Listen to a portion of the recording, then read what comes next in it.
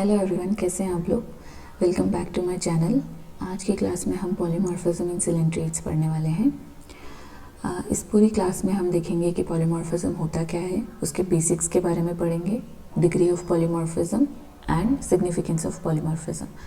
तो इस पूरे वीडियो को एंड तक ज़रूर देखिएगा। हमारी कोशिश रहेगी कि पॉलीमॉर्फिज्म इन सिलेंट्रेट ये टॉपिक हम पूरी तरीके से इस वीडियो में कवर कर सकें और एग्ज़ाम्स में जो भी क्वेश्चन इनसे अराइज होते हैं वो आप डेफिनेटली कर सकें। तो चलिए शुरू करते हैं। सबसे पहले हम देखेंगे पॉलीमॉर्फिज्म होता क्या है। पॉलीमॉर्फिज्म टर्म को अगर हम देखें तो ये टर्म एक ग्रीक टर्म है जो दो वर्ड से मिलके बनी होती है, पॉली एंड मॉर्फ। पॉली का मतलब होता है मैनी एंड मॉर्फ का मतलब होता है फॉर्म्स, यानी मैनी फॉर्म्स। जब एक स्पीशीज़ के अंदर more than one individual present हो जो एक दूसरे से स्ट्रक्चरली एंड फंक्शनली अलग हो, जब एक स्पीशीज़ के अंदर more than one individual present हो जो स्ट्रक्चरली एंड फंक्शनली एक दूसरे से अलग हो, तो ऐसे फिनोमेनन को हम क्या कहते हैं, पॉलीमॉर्फिज्म। क्या कहेंगे इसे, पॉलीमॉर्फिज्म कहेंगे। ये बाकी ऑर्गेनिजम्स में भी देखा जाता है, जैसे कि टर्माइट्स, आंट्स, इनमें भी देखा जाता है। पॉलीमॉर्फिज्म आज हम स्टडी करेंगे सिलेंट्रेटा के अंदर। तो डेफिनेशन क्या होगी इसकी, it is the occurrence of more than one type of structurally and functionally different individual with in the single species, उसे हम पॉलीमॉर्फिज्म कहेंगे। यहाँ पर इंडिविजुअल को एक टर्म से डिनोट किया जाता है, ज़ूइड। ठीक है, तो आगे आप देखेंगे अलग अलग वर्ड जैसे कि गैस्ट्रोजोइड, डैक्टिलोजोइड। तो ये ज़ोइड क्या है, ज़ोइड एक इंडिविजुअल, यहाँ पे हम इंडिविजुअल ना कह के क्या कहेंगे, उसे ज़ोइड कहेंगे। जब एक कॉलोनी में सपोज मैंने कह दिया कि 3 टाइप के इंडिविजुअल प्रेजेंट है, यानी उसमें 3 तरह के ज़ोइड प्रेजेंट है। अब उनके फंक्शन के अकॉर्डिंग उनके नाम होंगे। जैसे कि गैस्ट्रोजोइड है तो ये उसके फंक्शन के अकॉर्डिंग कि इसका फंक्शन डाइजेशन या फीडिंग से रिलेटेड है, तो इसका नाम हमने क्या रखा, गैस्ट्रोजोइड। तो इंडिविजुअल ना कह के हम क्या कहेंगे, ज़ोइड कहेंगे। ठीक है, चलिए नेक्स्ट हम देखते हैं 2 बेसिक फॉर्म्स, यानी कि एक कॉलोनी के अंदर कितने भी टाइप के इंडिविजुअल क्यों ना हो, वो बेसिकली 2 फंडामेंटल फॉर्म्स के ही मॉडिफिकेशन होंगे। ये फंडामेंटल फॉर्म्स कौन कौन सी है, एक होता है पॉलिप, फीडिंग फॉर्म यूजुअली, और दूसरा होता है मेड्यूसा। अब हम इनको देखेंगे ये है क्या। क्या लिखा हुआ है, polyp the tubular fixed sessile structure with the mouth and tentacles facing upwards, it is typically represent the asexual phase. जो पॉलिप फॉर्म होती है वो कुछ इस तरीके से दिखता है, ट्यूबुलर फॉर्म जैसा दिखता है, इस तरीके से उसकी बॉडी होती है, और ये उसका हाइपोस्टोम होता है जिसके टर्मिनल पे उसका माउथ होता है। ठीक है, ये बेसल डिस्क है जिसके हेल्प से वो किसी सबस्ट्रेटम से अटैच होकर रहता है, बेसल डिस्क। और ये हाइपोस्टोम के सराउंडिंग में बहुत सारे टेंटिकल्स प्रेजेंट होते हैं। तो बेसिकली क्या है, किसी कॉलोनी के अंदर हमने कहा कितने भी ज़ोइड प्रेजेंट हो सकते हैं, लेकिन वो 2 ही फॉर्म्स के मॉडिफिकेशन होंगे, या तो वो पॉलिप के मॉडिफिकेशन होगा या वो मेड्यूसा का मॉडिफिकेशन होगा। तो हमने क्या कहा, किसी भी कॉलोनी के अंदर कितने भी ज़ोइड हो सकते हैं, लेकिन वो बेसिकली 2 ही फॉर्म्स के मॉडिफिकेशन होंगे, या तो पॉलिप का या फिर मेड्यूसा का। यहाँ पे हम पॉलिप के बारे में पढ़ रहे हैं। पॉलिप क्या है, एक सिजाइल फॉर्म है, यानी कि वो मूव नहीं करती है, सबस्ट्रेटम से अटैच रहती है। किससे अटैच रहती है, सबस्ट्रेटम से। तो फर्स्ट पॉइंट क्या हो गया, फिक्स्ड या सिजाइल होती है। बॉडी कैसी होती है उसकी, ट्यूबुलर फॉर्म की उसकी बॉडी होती है। एक एंड उसका माउथ जिस एंड पे प्रेजेंट होता है उसे हम कहते हैं ओरल एंड, और जिस तरफ उसका बेस पेडल डिस्क होती है जिससे कि वो सबस्ट्रेटम से अटैच होता है उसे हम कहते हैं अबोरल एंड। ठीक है, माउथ हाइपोस्टोम के टर्मिनल पे प्रेजेंट होता है, सराउंडेड बाय टेंटिकल्स, और ये एक असेक्सुअल फेज होती है, असेक्सुअल फॉर्म होती है, यानी ये असेक्सुअली रिप्रोड्यूस करती है। ये अपने बॉडी के ऊपर बर्ड फॉर्म करती है असेक्सुअली, और इस तरीके से रिप्रोडक्शन करती है। तो पॉलिप के बारे में क्या समझे आप, एक ट्यूबुलर फॉर्म है, ट्यूबुलर सजाइल फॉर्म है, सजाइल यानी कि फिक्स्ड, ट्यूबुलर सजाइल फॉर्म है और ये कैसी होती है, एक असेक्सुअल फेज होती है, यानी ये असेक्सुअली रिप्रोड्यूस करती है। सेकेंड फॉर्म क्या है हमारे पास, medusa. Medusa free swimming form होती है। ये इसके स्ट्रक्चर की बात करें तो ये एक अम्ब्रेला शेप स्ट्रक्चर जैसी होती है कुछ। इसमें भी टेंटिकल्स प्रेजेंट होते हैं, लेकिन ये मैं इसकी मार्जिन बना रही हूँ, इस पर टेंटिकल्स प्रेजेंट होते हैं। ओके, और ये जो बॉडी की जो कॉनकेव साइड है, यहाँ पे कहीं इनका माउथ प्रेजेंट होगा। ओके, ये क्या साइड हो गई उनकी, कॉन्वेक्स साइड हो गई। तो मेड्यूसा कैसा है, मेड्यूसा फ्री स्विमिंग है। कैसा है मेड्यूसा, फ्री स्विमिंग फॉर्म है, ठीक है। शेप कैसी है इसकी, अम्ब्रेला शेप है। एंड इसमें कैसा रिप्रोडक्शन होता है, ये सेक्सुअली रिप्रोड्यूस करता है, सेक्सुअली रिप्रोड्यूस करता है। तो हमने ये देख लिया कि कॉलोनी के अंदर दो बेसिक फॉर्म्स हो सकती है, पॉलिप और मेड्यूसा, इन्हीं के मॉडिफिकेशन फॉर्म होते हैं। तब हम देखेंगे अगर पॉलिप की मॉडिफाइड फॉर्म हुई तो वो कौन कौन सी होगी, मेड्यूसा की अगर मॉडिफाइड फॉर्म हुई तो वो कौन कौन सी होगी। तो सबसे पहले हम देखेंगे टाइप्स ऑफ ज़ूइड, पॉलिप के मॉडिफिकेशन, यानी अगर पॉलिप मॉडिफाइड होता है तो किस में होता है। फर्स्ट है हमारे पास गैस्ट्रोज़ोइड। सबसे पहले क्या है हमारे पास, गैस्ट्रोज़ोइड। इसके कैरेक्टर्स की अगर हम बात करें तो क्या है, possess a mouth and usually single long tentacle responsible for capturing and digesting food for the whole colony. यानी कि एक कॉलोनी के अंदर जो गैस्ट्रोज़ोइड होंगे उनका फंक्शन क्या हो जाएगा, कैप्चरिंग एंड डाइजेस्टिंग फूड, और पूरी कॉलोनी को जो है वो खाना पहुंचाना या फूड डिस्ट्रीब्यूट करना, ये जो है वो इनका काम हो जाएगा, ठीक है। और सेकेंड है हमारे पास डैक्टिलोज़ोइड। डैक्टिलोज़ोइड डिफेंस का काम करते हैं, also known as an पेल्पॉन्स। They lack mouth but they are armed with a numerous nematocyst that is stinging cell for protection and capturing। यानी सेकेंड फॉर्म हमारी कौन सी है पॉलिप की, डैक्टिलोज़ोइड। इनका काम होता है डिफेंस का काम होता है, इनके पास डिफेंस है। अगर इनको डिफेंस करना है तो ये क्या करेंगे, इनके पास क्या होगा, नेमेटोसिस्ट होंगे, उसी के हेल्प से जो है ये अपने आप को प्रोटेक्ट कर पाएंगे, पूरी कॉलोनी को प्रोटेक्ट कर पाएंगे। तो इनका कैरेक्टर क्या हुआ कि इनके अंदर स्टिंगिंग सेल्स जो होते हैं वो बहुत सारे होते हैं, और इनका फंक्शन क्या हो गया, protection and capturing food. Still यहाँ पे देखो कैप्चर फूड, लेकिन ये फूड को डाइजेस्ट नहीं कर रहा है क्योंकि इसके पास क्या नहीं होता है, माउथ नहीं होता है। तो ये गैस्ट्रोज़ोइड के साथ आप इसको कंफ्यूज मत करिएगा, ये भी फूड को पकड़ रहा है लेकिन ये फूड को डाइजेस्ट नहीं कर पाता है क्योंकि इसके पास माउथ नहीं है। इसका सोल फंक्शन क्या है, कॉलोनी को प्रोटेक्ट करना। तो सेकेंड फॉर्म हमारी कौन सी हो गई, डैक्टिलोज़ोइड, जिसका फंक्शन क्या है, डिफेंस का, और गैस्ट्रोज़ोइड का फंक्शन क्या था, फीडिंग का। नेक्स्ट है हमारे पास गोनोज़ोइड। इसका फंक्शन होता है reproduction, also called as an ब्लास्टोस्टाइल।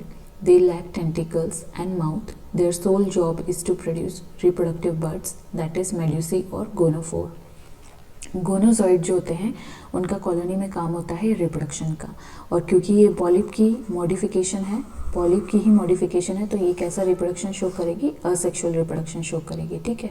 Asexually ये अपने बॉडी पे क्या करेंगे, असेक्सुअली अपने बॉडी के ऊपर इस तरीके से बर्ड बनाएंगे। ये सपोज गोनोज़ोइड है, ये असेक्सुअली अपने अंदर ऐसे बर्डिंग कर रहे हैं, और इन बर्ड्स को हम क्या कहेंगे, गोनोफोर, गोनोफोर या फिर मेड्यूसा। ये एक्चुअली में क्या होगा, ये बर्ड जब यहाँ से डिटैच होके रिलीज हो जाएगी तो ये किस में कन्वर्ट हो जाएगी, फ्री स्विमिंग मेड्यूसा के अंदर कन्वर्ट हो जाएगी, मेड्यूसा के अंदर कन्वर्ट हो जाएगी। इस पॉलिप को हम क्या कहेंगे, जो इस तरीके से असेक्सुअल रिप्रोडक्शन कर रहा है और मेड्यूसा का फॉर्मेशन कर रहा है, तो उस पॉलिप को हम कहेंगे गोनोज़ोइड, गोनोज़ोइड, या फिर हम इसे और क्या कह सकते हैं, ब्लास्टोस्टाइल। क्या कह सकते हैं, ब्लास्टोस्टाइल, गोनोज़ोइड या ब्लास्टोस्टाइल। गोनोज़ोइड या ब्लास्टोस्टाइल इस पॉलिप को कह रहे हैं जो असेक्सुअल रिप्रोडक्शन कर रहा है, और जो बर्ड बन रही है जिससे कि जो आगे जाके मेड्यूसा में कन्वर्ट हो जाएगी, इस बर्ड को हम कहेंगे गोनोफोर। दोनों टर्म्स में डिफरेंस है। तो पॉलिप की कौन कौन से मॉडिफिकेशन हो गए, gastrozooid for the feeding, dactylozooid for the protection, gonozooid for the asexual reproduction in the colony. ये सारे फंक्शन जो है ये किस में परफॉर्म करेंगे, कॉलोनी के अंदर। नेक्स्ट हम देखेंगे टाइप्स ऑफ ज़ूइड, मेडुसा के मॉडिफिकेशंस कौन कौन से हैं। तो सबसे पहले हम देखते हैं कौन सा, pneumatophore, an inverted gas filled medusa that act as a bladder keep the colony floating on the ocean. ठीक है, न्यूमेटोफोर नाम से पता चल रहा है एक gas filled balloon like structure होता है जो कॉलोनी को फ्लोट करने में हेल्प करता है। ठीक है, तो फर्स्ट कौन सा हो गया हमारे पास, न्यूमेटोफोर। न्यूमेटोफोर इसका फंक्शन क्या हो जाएगा कि ये कॉलोनी को सरफेस पर फ्लोट करने में हेल्प कर रहा है, ओशन सरफेस पर। नेक्स्ट है nectocalyces, swimming bell, muscular bell shaped zooid that contract to propel the colony through the water. अब यहाँ पर क्या था, न्यूमेटोफोर जो होता है वो कॉलोनी को पैसिवली फ्लोट करवा रहा है सरफेस तक, जबकि नेक्टोकैलिसिस जो होता है एक मस्कुलर स्ट्रक्चर होता है, ये कॉन्ट्रैक्ट करता है और कॉलोनी को वाटर के थ्रू एक पर्टिकुलर डायरेक्शन में नेविगेट करता है, वाटर के थ्रू मूव करवाता है। ठीक है, तो डिफरेंसेस समझ में आ गया आपको। न्यूमेटोफोर जो होता है वो पैसिवली फ्लोट करवा रहा है बस सरफेस की तरफ, लेकिन नेक्टोकैलिसिस जो होता है वो नेविगेट कर रहा है कॉलोनी को, लोको मोशन में भी हेल्प कर रहा है और नेविगेट कर रहा है कि पर्टिकुलर किस डायरेक्शन में जाना है। ठीक है, सेकंड क्या हो गया हमारे पास, नेक्टोकैलिसिस। थर्ड है ब्रैक्ट या फाइलोज़ोइड, थिक लीफ और helmet shaped medusa that overlap to cover and protect the delicate zooid underneath. Function समझ में आ गया इसको ये हेलमेट शेप का भी हो सकता है, लीफ लाइक भी हो सकता है। इसका फंक्शन क्या होता है कि ये कॉलोनी के जो सॉफ्ट या डेलिकेट पार्ट होते हैं, डेलिकेट ज़ूइड होते हैं, उनको क्या करता है, प्रोटेक्शन प्रोवाइड करवाता है। ठीक है, ये शील्डिंग का काम करता है कॉलोनी के लिए। हेलमेट शेप्ड का है या लीफ लाइक है, ये क्या कर रहा है, इसके नीचे कॉलोनी जो होती है वो शील्ड रहेगी ताकि डेलिकेट जो पार्ट है या फिर ज़ूइड के जो डेलिकेट पार्ट है वो डैमेज ना हो। ठीक है, तो क्या हो गया, फाइलोज़ोइड, थिक और लीफ और helmet shape medusa that overlap to cover protect the delicate zooid underneath. ठीक है, ब्रैक्ट, ये क्या हो गया, ब्रैक्ट या फाइलोज़ोइड। नेक्स्ट क्या है, gonophore, purely reproductive medusa that bear male and female sex organs. यानी कि हमने क्या बोला था कि मेड्यूसा जो होता है वो सेक्सुअल रिप्रोडक्शन करता है। कैसा रिप्रोडक्शन करता है, सेक्सुअल। तो ये गोनोफोर वो मेड्यूसा है जिसके अंदर सेक्स गोनाड्स या ऑर्गन्स प्रेजेंट है। अब ये यूनिसेक्सुअल भी हो सकता है और बायसेक्सुअल भी हो सकता है, डिपेंडिंग ऑन कि एक तरह का male only male organ present है या फिर मेल और फीमेल दोनों प्रेजेंट है। तो लास्ट हमारा क्या हो गया, गोनोफोर हो गया। अब तक हमने दोनों स्लाइड्स में क्या देखा है, इसमें हमने देखा कि पॉलिप है तो पॉलिप के कौन कौन से मॉडिफिकेशन कॉलोनी में हो सकते हैं। अगर मेड्यूसा है तो मेड्यूसा के कौन कौन से फॉर्म कॉलोनी के अंदर हो सकते हैं।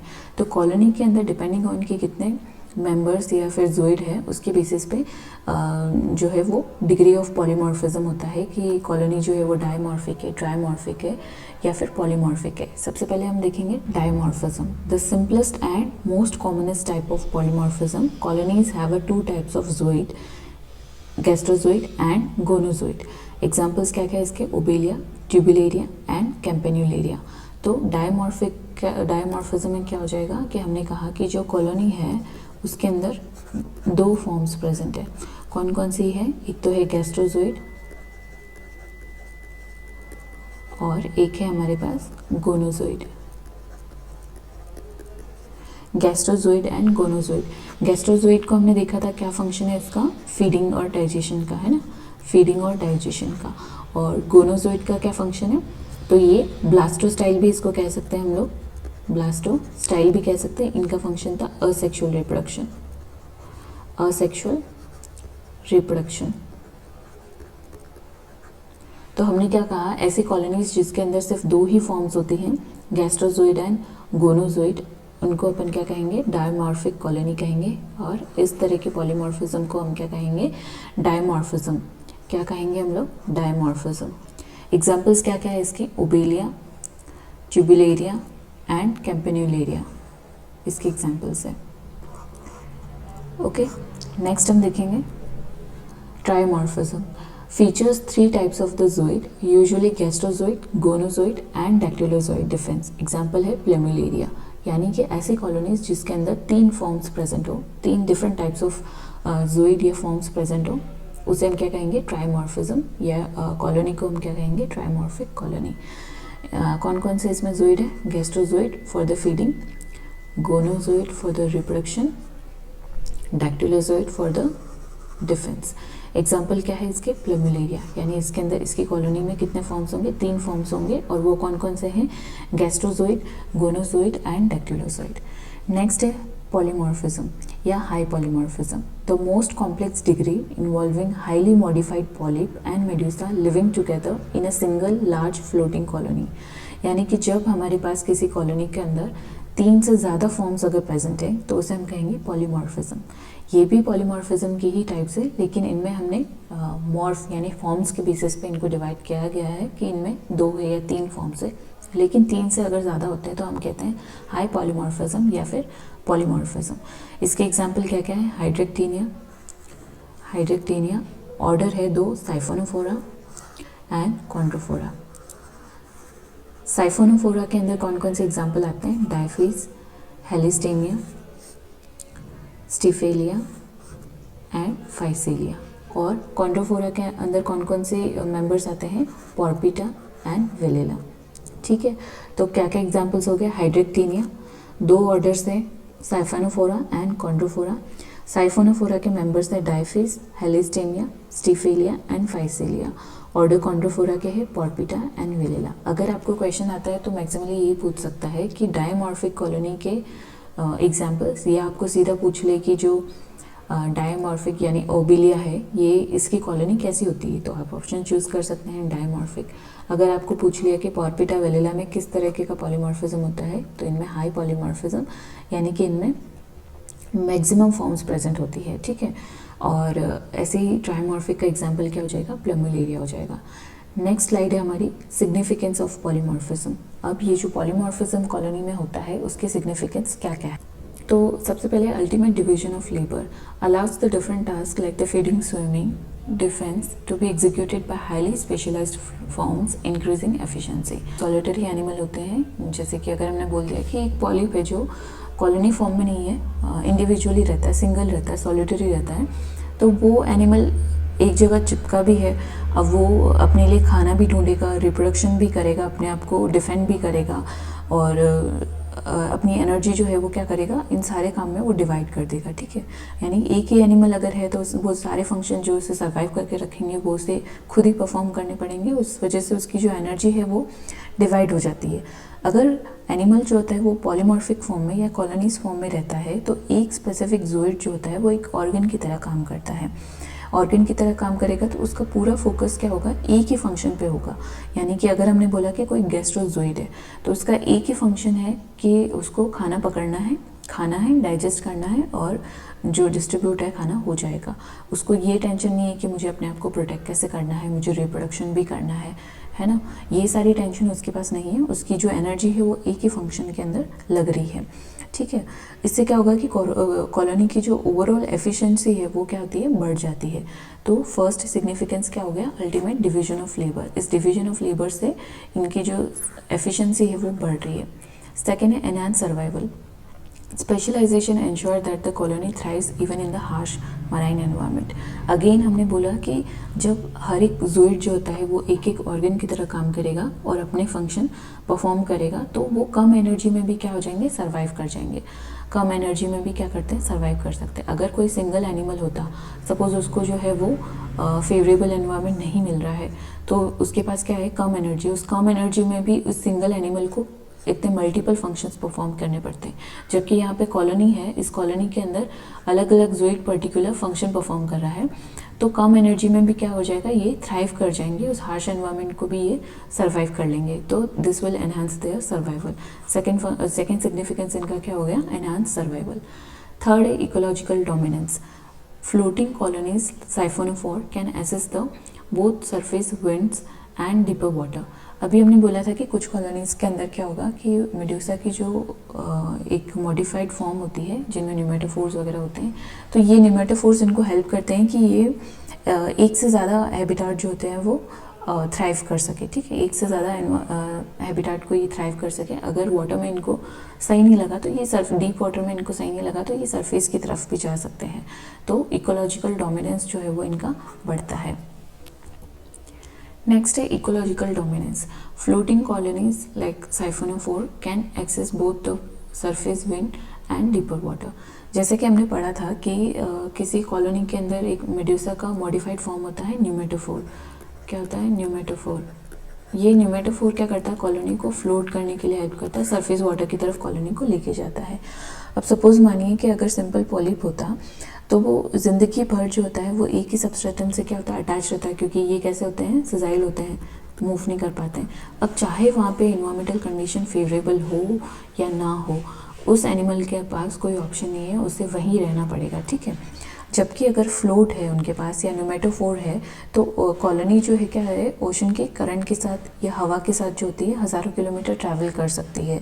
इससे क्या होगा कि उनका जोग्राफिकल डिस्ट्रीब्यूशन है वो बढ़ता है और इजीली नए रिसोर्सेज के लिए वो नए रिसोर्सेज को वो क्या करते हैं, यूटिलाइज कर सकते हैं। क्योंकि वो क्या करेंगे, अगर वो एक एरिया से या एक हैबिटाट से दूसरे हैबिटाट में वो मूव कर पाएंगे इन न्यूमेटोफोर या फिर नेक्टोकैलिसिस के हेल्प से, तो वो ज़्यादा रिसोर्सेज को यूटिलाइज कर पाएंगे और उनका जो सर्वाइवल है अगेन बढ़ जाएगा। तो इकोलॉजिकल डोमिनेंस में भी हेल्प करता है ये पॉलीमॉर्फिज्म। नेक्स्ट है evolutionary milestone, represent a major evolutionary step towards complex tissue and organ grade organization seen in higher animals। तो हमने यहाँ क्या कहा कि हर एक ज़ूइड जो होता है कॉलोनी के अंदर एक ऑर्गन की तरह अपना फंक्शन परफॉर्म कर रहा है। तो हायर एनिमल्स में कैसे होता है कि टिश्यू होते हैं, ऑर्गन्स होते हैं, ऑर्गन सिस्टम होते हैं पर्टिकुलर फंक्शन को परफॉर्म करने के लिए। उसी तरीके की कॉम्प्लेक्सिसिटी का एक सिंपल फॉर्म हमने इन एनिमल्स के अंदर देखा है, ठीक है। तो ये एक क्या हुआ, एक हम कह सकते हैं कि जो हायर एनिमल में जो ऑर्गेनाइजेशन देखने को मिलता है उसकी ही सिंपल फॉर्म हमने यहाँ देखी है, ठीक है। Okay, so that's it for today's class. I hope आपको ये टॉपिक अच्छे से समझ आया हो, एंड अगर आपके कोई भी क्वेश्चन या सजेशन रहते हैं तो please do let me know in comment section. Do like, share and subscribe my channel. Thank you so much.